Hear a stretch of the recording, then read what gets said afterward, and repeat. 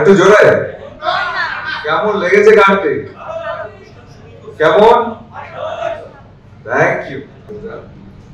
এর মধ্যে আমরা সবাই একসঙ্গে হতে পেরেছি, তার বিশাল বিষয়। শুরুতে আপনাদের সবাইকে অনেক ধন্যবাদ। অন্তরের অন্তঃস্থল থেকে ভালোবাসা যে এত সুন্দরভাবে আপনারা সময় করে এভাবে করে একসঙ্গে হয়েছে। জিন ফ্রি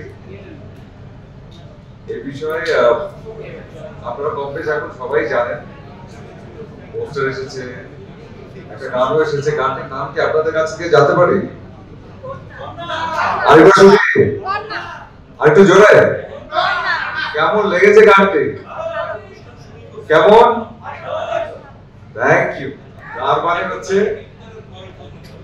তার মানে হচ্ছে যে গানটি আপনাদের মনের কোথাও না কোথাও জায়গা করে নিয়েছে, যে কারণে গানটির নাম একবারে বলতে পারছে।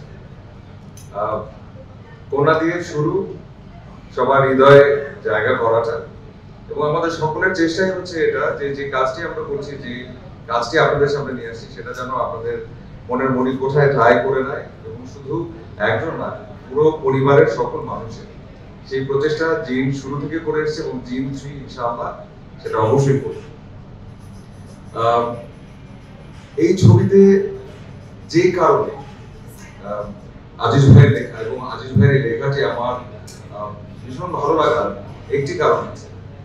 কারণটি হচ্ছে যে আমরা বাঙালি যারা, আমরা বাংলাদেশি যারা, আমরা কিন্তু পরিবারকে ভীষণ প্রাধান্য দিয়ে থাকি, আমরা সম্পর্ককে ভীষণ রকমের মূল্যায়ন করে থাকি, এবং বিপদ আপদ মানুষের জীবনে আসবে, এবং সেই বিপদ থেকে উদ্ধার পাওয়ার প্রক্রিয়া তখনই সহজ হয় যখন কিনা পরিবারের মানুষগুলো তার পাশে থাকে, তার সাথে থাকে।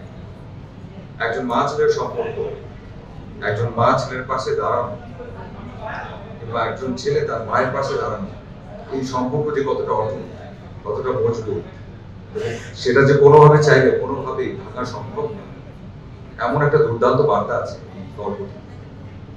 আর এই বার্তাটি আমার মনে হয় যখন দেখবেন আপনারা প্রত্যেকে খুব শক্তভাবে অনুভব করতে পারবেন। বেশি কিছু বলবো না, শুধু এটাই বলবো, জিন 3 আপনাদের গল্প, আপনাদের ভালো লাগার গল্প, এবং যেভাবে ধারাবাহিকভাবে জিন 1 জিন 2 আপনাদের ভালোবাসা পেয়ে এসছে, ভালো লাগার কাজ করে এসছে, এবার জিন 3 সেক্ষেত্রেও ব্যতিক্রম হবে না, এবং আশা করছি আপনাদের আগের প্রত্যাশাগুলোকে ছাড়িয়ে যাবে, এবং পুরো পরিবার নিয়ে আপনারা সকলে জিন 3 উদযাপন করবেন। ধন্যবাদ।